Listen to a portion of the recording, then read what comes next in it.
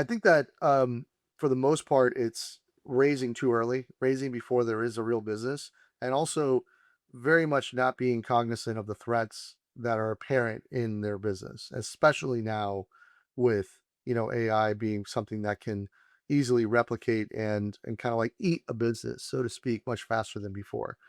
That's what I tell every founder, and we think a lot of it ourselves even right now, which is how to ensure that we are AI resistant. Sound of Startups podcast is hosted by Taj, produced by Amplitude Ventures, your partner in early stage startups.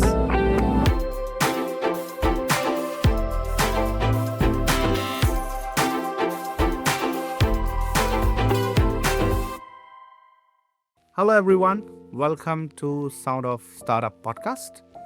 My name is Taj, and this week I have someone who has turned his childhood dream and childhood passion into a company, and not in a day or two, but he spent practically his entire life.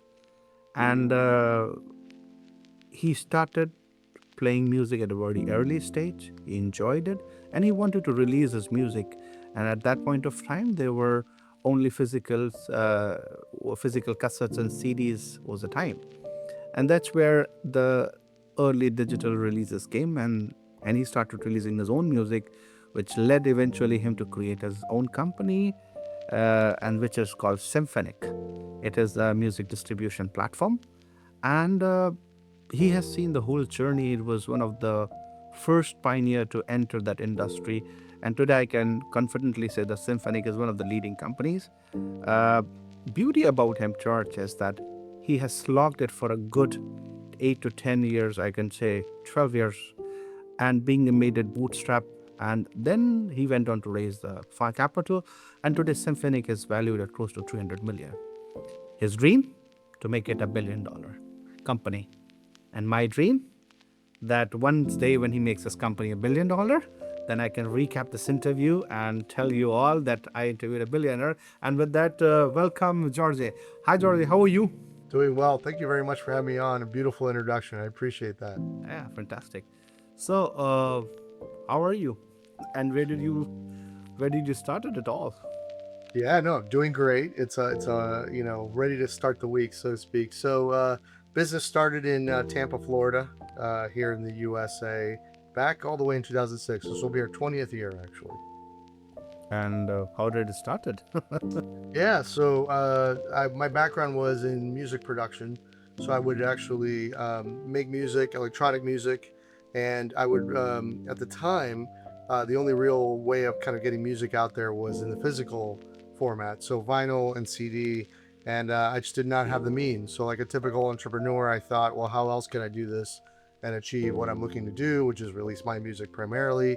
So I started to release my music digitally, direct to consumer, and that started to do well. And then I started to kind of distribute my music one by one to the different digital service providers at the time that were out there. There weren't many, but Apple iTunes, as well as Beatport, DJ friendly record store, so to speak.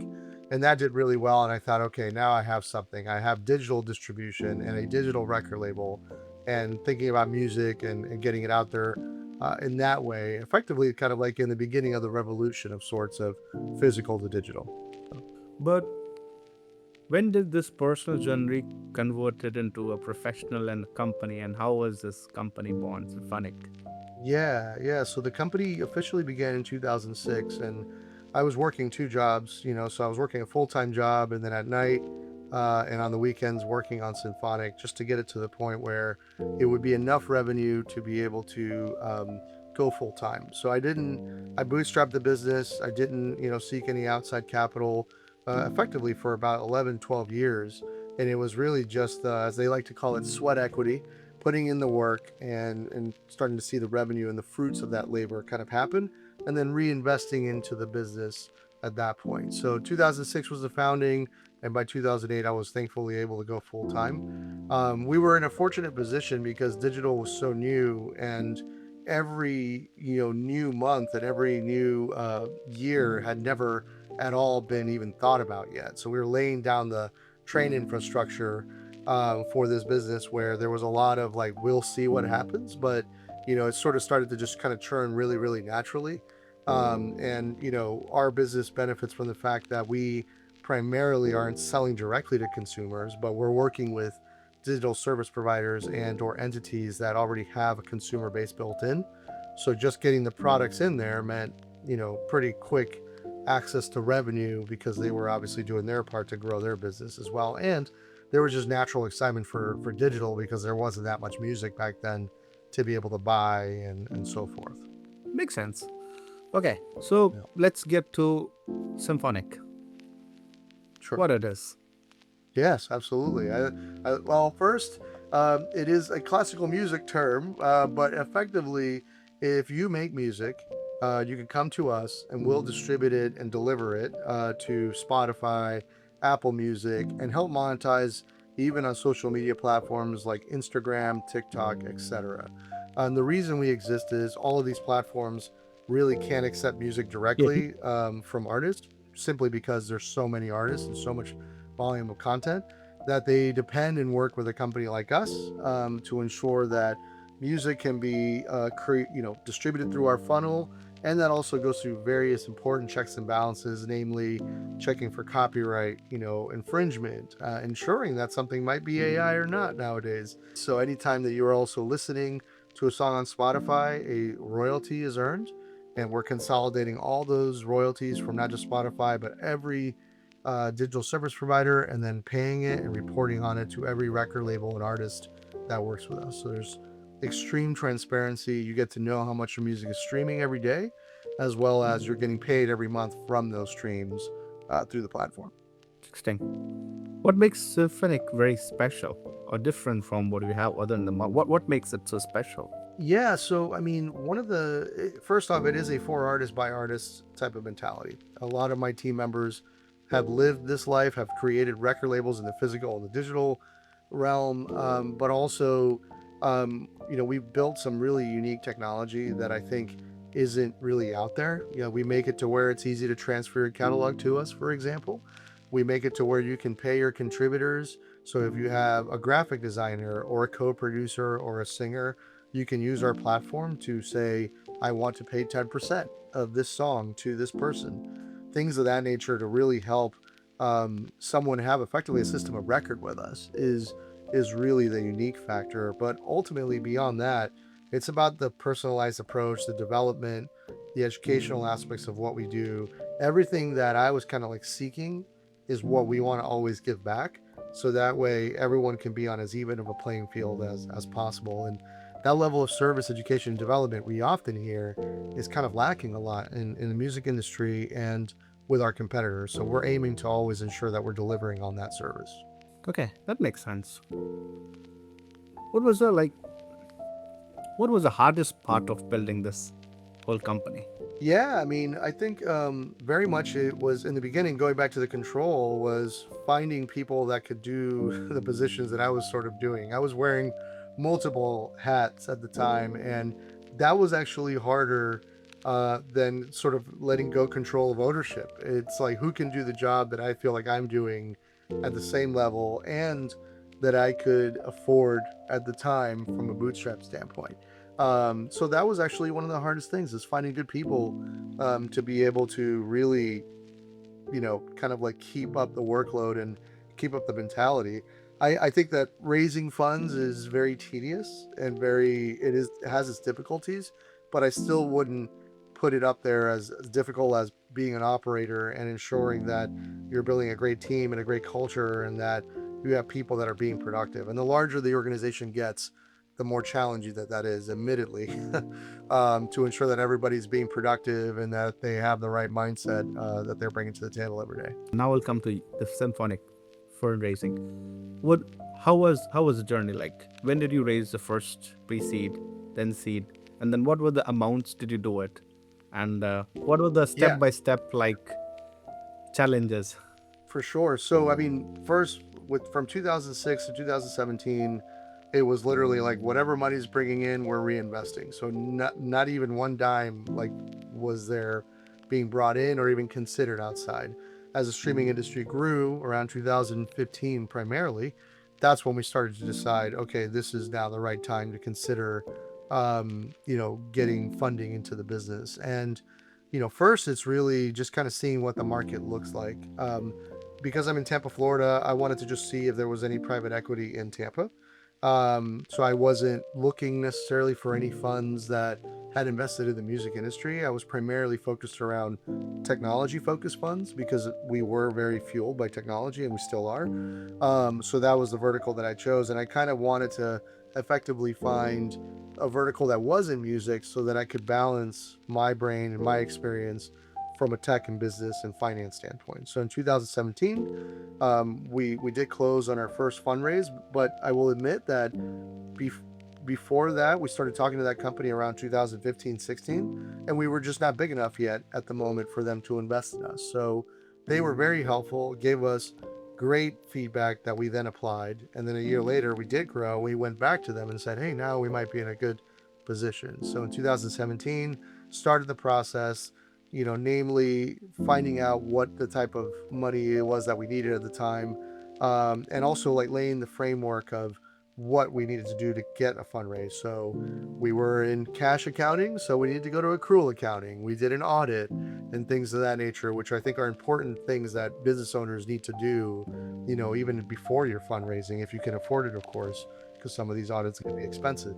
But did that, and we closed a $4 million minority round in 2017. So not a lot of capital because we didn't really need a lot of capital. We were generating really good cash flow. And from 2017 to 2021, what the goal of what we needed was build out a really strong executive management team. The business was so built around me and kind of like family that I really needed to complement it with experience and individuals that had seen things before, that had been a part of various businesses, both in and out of the music industry. And that was really the first kind of like focus in our first fundraise, was build out the team, build out the right hiring that we might need to kind of grow and scale. And thankfully we were able to do that. In 2021, we did then a growth recap. So our Series A investor decided to also kind of stay on and roll forward more funds.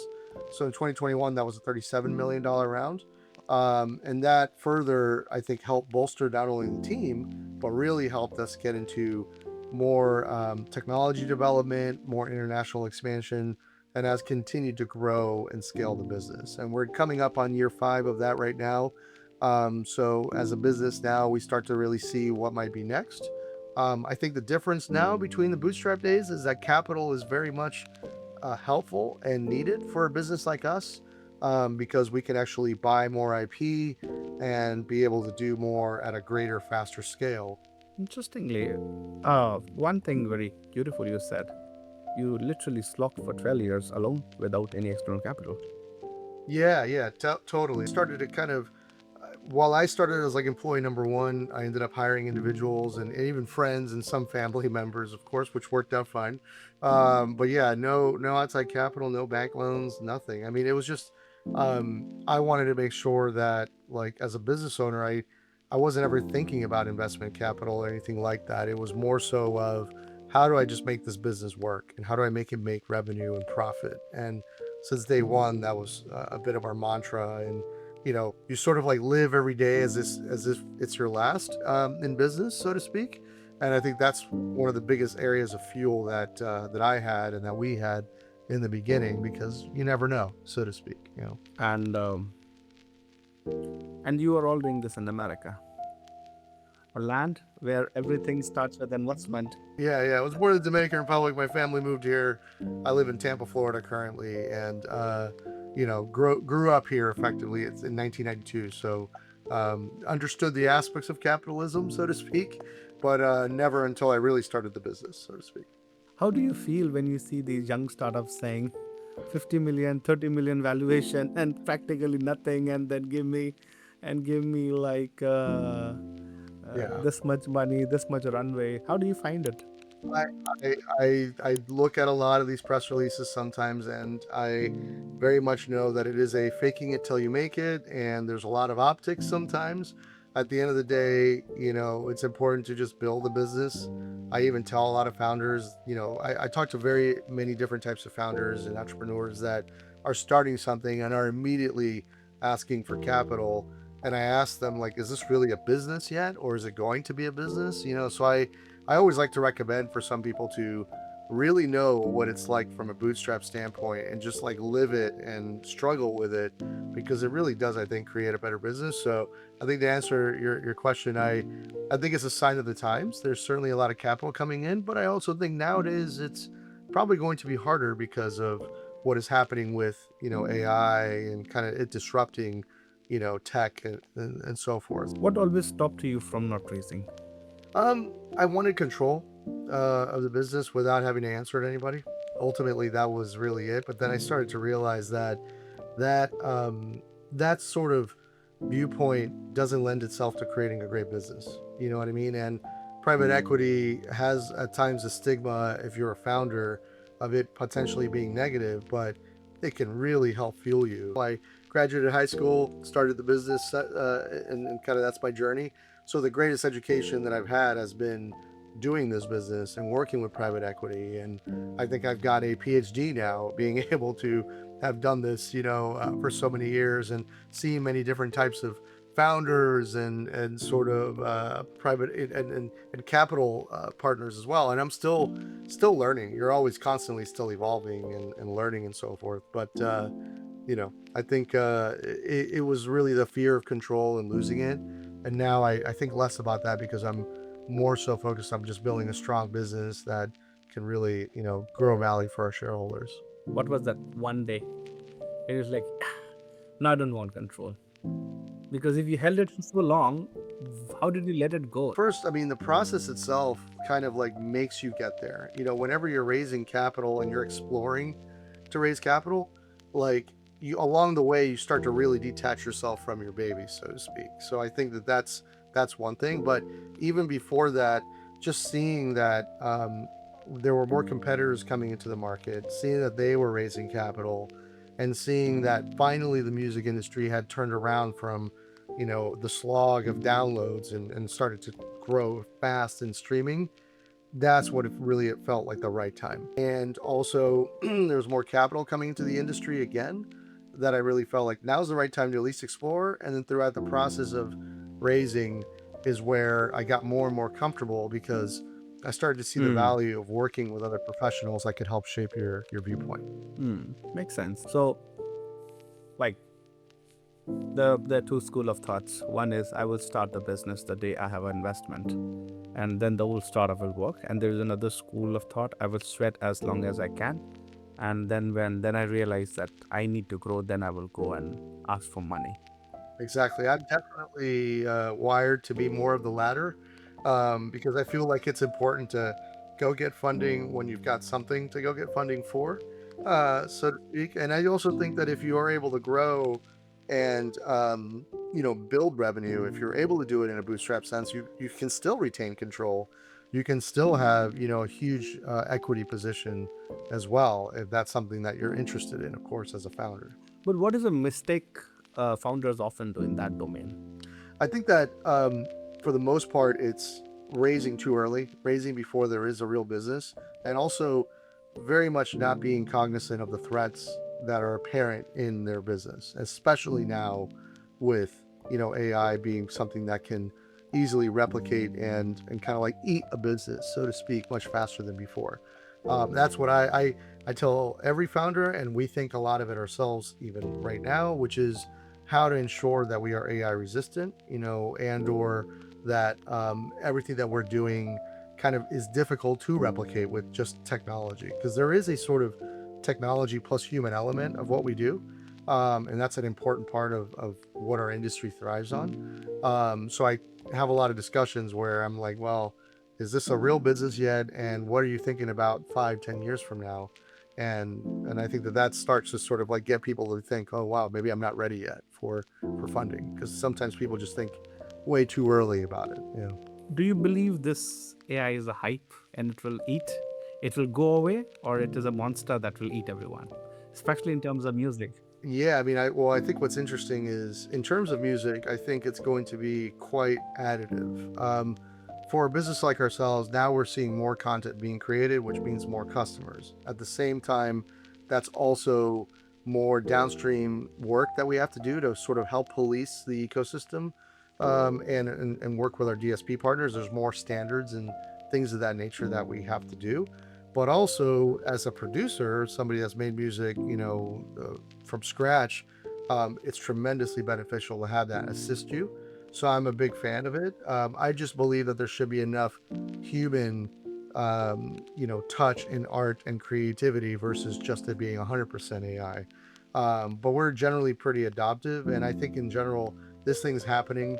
I think that in the music industry, it's very much not just hype. It's a thing, and I'm now seeing deals and artists that are all AI being presented to me more often than a year ago, for example. So it's here to stay, in my view. It's here. So it's not a fad. It's not a facade. It's already on your door, and it will remain. It will enter the room. Yeah, I think the only thing that may happen is potentially controls around it.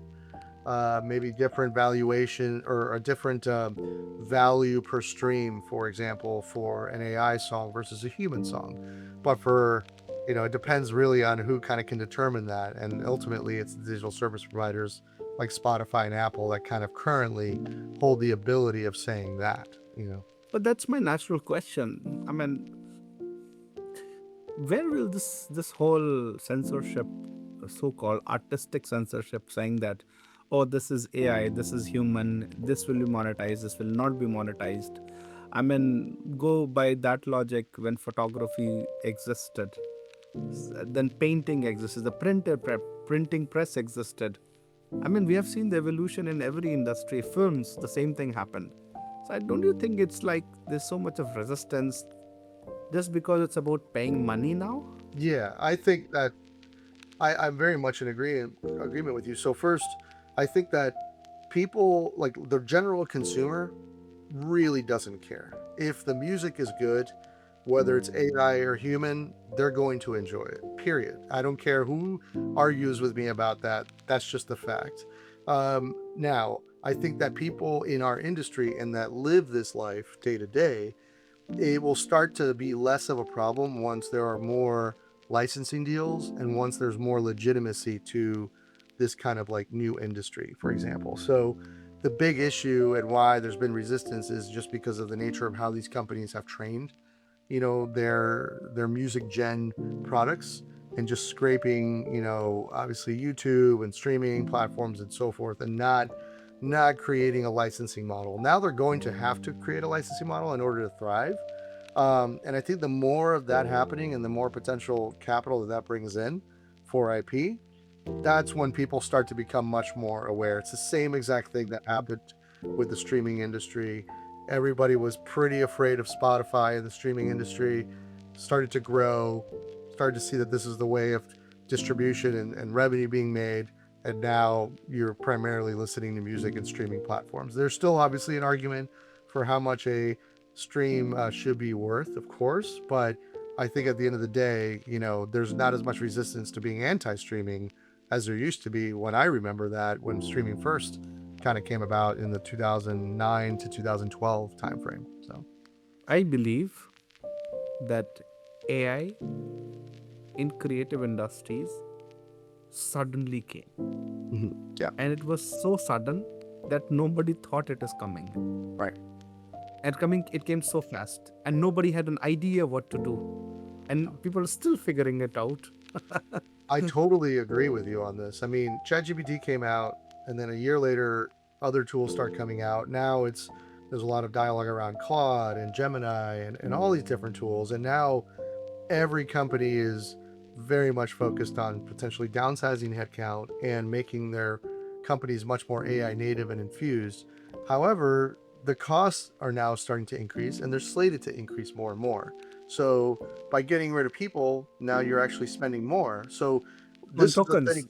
Yeah, on our end, we've purposely been very methodical, and we have very much been about, we're going to use AI to enhance us, but we don't need to be the fastest to do it. We don't need to be like getting rid of people today, because we want to make sure that sort of AI is used responsibly within our organization. So if we have engineers, for example, we want to give a few of them Claude, and then see how that goes before we allow everybody else to do it. Of course, some of them may start to do it on their own because they want to naturally compete, but that's worked out really nicely. And, we're able to control the cost this way significantly more, rather than just saying AI, AI, AI. And now, you're just seeing all these stories of, these experiments not working out. Uber spent so much money on token costs. I mean, it's kind of comical in a way at the end of the day. That is the question I was coming to. Do you have a token limit, or are you also getting one money you get 100 million bill and you're like, oh, why? Yeah, yeah. I want to make sure to not wake up one morning with $100 million bill. So we do have limits, and we're not about ensuring that everybody's using AI with a certain quota and things of that nature. It's more so we want to hear ideas, we want to see what people are thinking, and we want to see how we can improve everybody's position within the company, and effectively try to kind of keep headcount retained rather than keep that rather than focus on reducing headcount. That's kind of Makes like our sense. mindset right now, because we still are growing. We still have more customers that are coming in. And what we want to really do is continue to show the story of operating leverage and not have, to hire 50 people every year, just sustain the growth. So that's kind of like the more fun challenge, in my view, than having to reduce headcount ultimately. What is the valuation of Symphonic now you look at? Yeah. So we believe currently we're at about a 350 million mark at this moment of the company. So it's great to see that. We still have strong ambitions. Our goal is really to be above the billion mark. Yeah. And we still have time to do that. We feel very confident we can get there.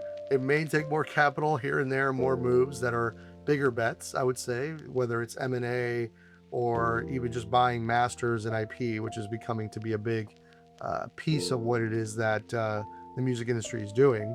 But we're very excited. I mean, I'm still just as hungry and just as excited as I was founding the business. So nothing's really changed. It's just my mindset and priorities are different now than they were in the beginning. So. If you were to restart again today, how would you do it? Yeah, if I were to restart again today, I would honestly probably consider doing less than I was doing in the beginning, meaning being very, very focused. When you start to expand and grow, you start to kind of like think that you can make it look like a bigger business or get into different sort of verticals too early. Just focusing on the core would be, I think, the change that I would make. But I wouldn't change anything else in terms of like our bootstrap journey and being able to build, and then seeking capital when it's the right time. It's just focus is a thing, and distractions are enemies. That's for sure. Fantastic. If you were to give 3 pieces of advice to young founders, especially coming from the music tech side, what you would say? Yeah, I think number one, focus. Not to just piggyback from that, I think humility is really big. That's just kind of something in my DNA. It's important to be able to hear criticism, along the way, and apply that, any constructive criticism, positively.